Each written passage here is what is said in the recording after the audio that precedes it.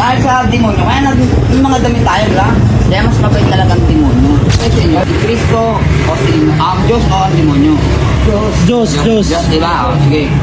Eh, ang revelasyon dito, ito yung katotohanan na yung palabas sa Bible na si Eva at Adan na nagkasala. Yung kinain nila yung sinumpang prutas.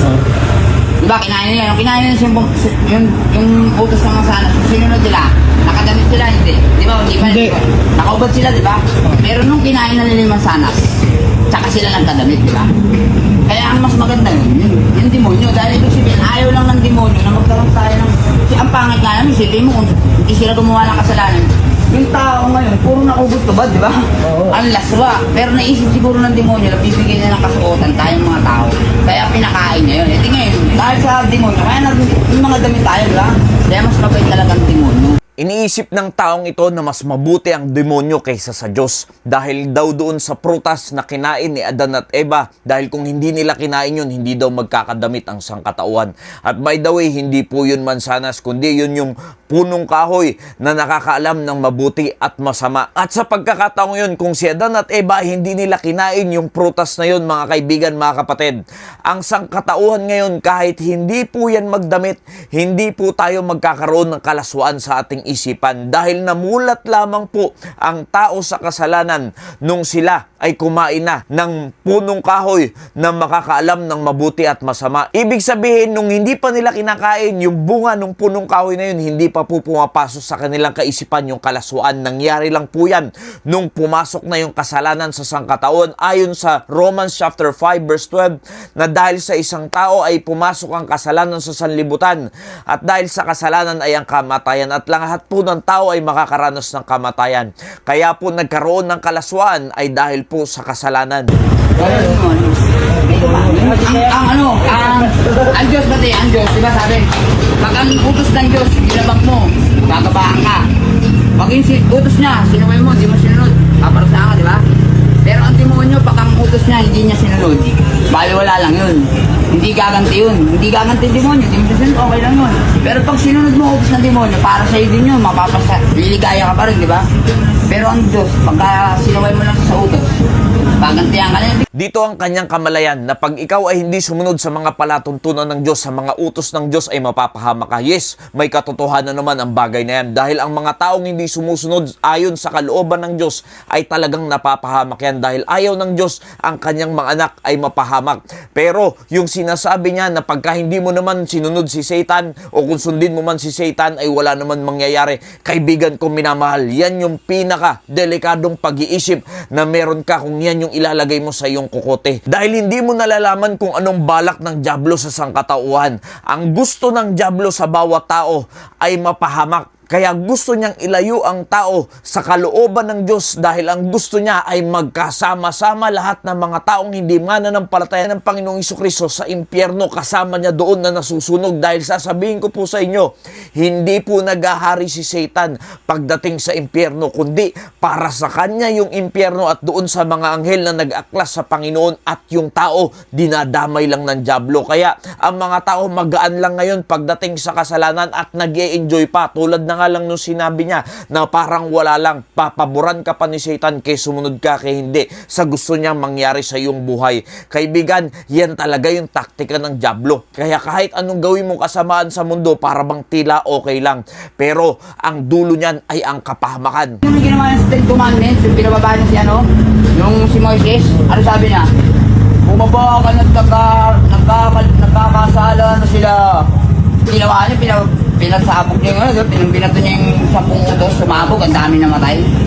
Hindi makasalanan ng ang Diyos kasi ang dami niya napatay. Dahil sa kasalanan ng mga tao, siningin na agad. Mga kaibigan, mga kapatid, hindi po dahil sa pagbato ni Moses at sumabog at marami ang namatay. Ang konteksto po ng pangyayari sa Exodus ay yung mga tao habang nasa taas si Moses ay gumawa po ng golden calf. At yun po yung ginawa nilang Diyos-Diyosan at ayaw ng Diyos na meron silang sasambahin maliban sa Kanya. Dahil ang ating Panginoon ay gusto niya sa Kanya lang tayo nakatuon, sa Kanya lang tayo mag-worship, sa Kanya lang tayo mananampalataya. pananampalataya at hindi sa kung kanino paman at sa gawa ng mga tao. At yan po ay naging idolatry. At hindi po nagustuhan ng Diyos ang bagay na yan. At kung bakit may mga namatay na tao nung panahon na yan, nung pagbaba ni Moses, ay pinapili po ni Moses ang mga tao. Kung kayo ba ay nasa Panginoong side o nasa kalaban na side. At marami po mga tao ay pumanig din kay Moses. At yung mga hindi pumanig sa kanya, sila po ay may mga hawak na tabak at doon po marami ang namatay. Hindi man lang siya marunong ng pagpapabaya ba? Yung one last second chance, hindi niya binibigyan ng second chance ng mga tao. Kaya ang demonyo, kahit hindi siya sundin, okay lang sa kanya. Pero pag sinunod mo naman siya, mas okay sa kanya dahil mapapasaya ka, ba?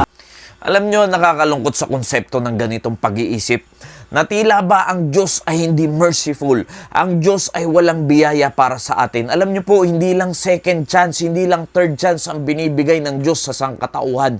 Maraming chances ang binibigay ng Panginoon upang tayo ay magrepent, upang tayo ay magkaroon ng pananampalataya sa Diyos, upang tayo ay lumakad ng maayos sa mundong ito. Samantalang ang dyablo, hahayaan ka lang yan maging hayahay sa buhay mo. Hahayaan ka nga lang yan gumawa ng mga gusto mo dahil alam niya, ang dulo nun ay makakasama mo rin siya sa kapahamakan. At dyan marami nabubulag ang tao. Hindi nila alam.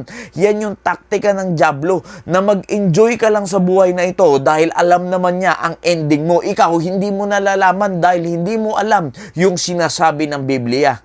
Yan, demonyo talaga mabuti. Kaya sabi lang nila yung na-Diyos ang kasi hindi naman nila alam yun, hindi nila alam yun. Hindi ko lang nakakaalam. Pinakita lang din sa akin yun. Habang nagigising ako. Nagkita na habang nakatulala ako. Parang pinakita yung katotohanan. Yun ang totoo nun. Kasi business na meron pa nga susiyalis ng pagkakamal. Diba? Nakakalungkot isipin. Ang kanyang pag-iisip ay talagang nakapokus sa dyablo, na mas mabuti ang dyablo at masama ang Diyos.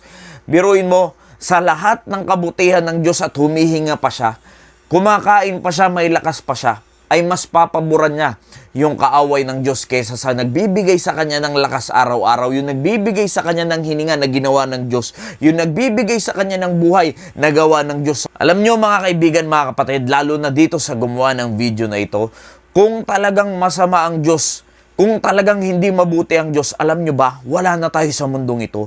Matagal na po sana tayong wala dito. Matagal na po sana tayong nasa impyerno, lumalangoy sa impyerno.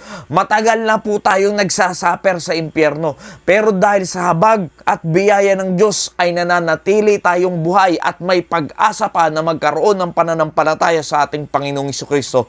Kaibigan, kung ikaw ay napapanood mo ang video na ito, doon sa nagsasabi na mas mabuti ang dyablo kaysa sa Panginoon, mag-isip-isip ka dahil hanggang ngayon, nagbibigay pa ng tsansa ang Panginoon sa iyo dahil buhay ka pa. Ibig sabihin, binibigyan ka pa ng pagkakataon na ikaw ay hindi mo maranasan yung kapait-pait, yung kalunos-lunos na pwede mong maranasan pagdating sa impyerno. Binibigyan ka pa ng pagkakataon ng Diyos upang manampalataya sa Kanya. Kaibigan, doon sa kinikwento mo na ginawa ni Adan at Eva, alam mo ba dahil doon pumasok ang kasalanan at dahil sa kasalanan ang tao ay mamamatay at wala pong kayang magbayad niyan. Hindi yung mabuti mong gawa, hindi yung pag-anib mo sa reliyon, hindi yung pagpapabautismo mo, hindi na kahit na anong gagawin mo sa sanlibutan ito ang pwedeng makapaglinis ng kasalanan mo. At dahil tayo ay makasalanan, hindi tayo pwede sa langit. Hindi tayo uubra doon dahil ang Diyos ay banal. Hindi niya gusto na ang tao ay hindi banal na makakasama niya sa langit. At paano ka magiging banal? Marumi nga tayo dahil sa kasalanan.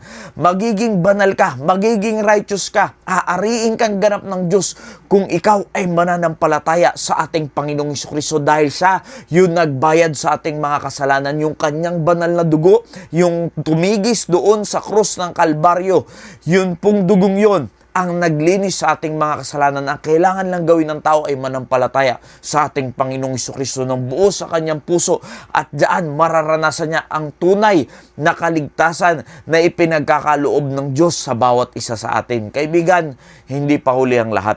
Kung tingin mo na masama talaga ang Diyos, baka pagsisihan mo yan pagdating ng iyong kamatayan pag ikaw ay nandoon na sa dagat-dagatang apoy.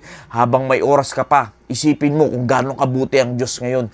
Yung kinakain mo saan galing, yung suot mo saan galing, yung hininga mo saan galing, lahat ng meron ka saan galing, sa Diyos galing ang lahat ng yan. Kaya kaibigan, ito na yung tamang pagkakataon upang ikaw ay bumalik sa Panginoon Nawa naging pagpapala po ang mensaheng ito. Maraming salamat po and God bless you all.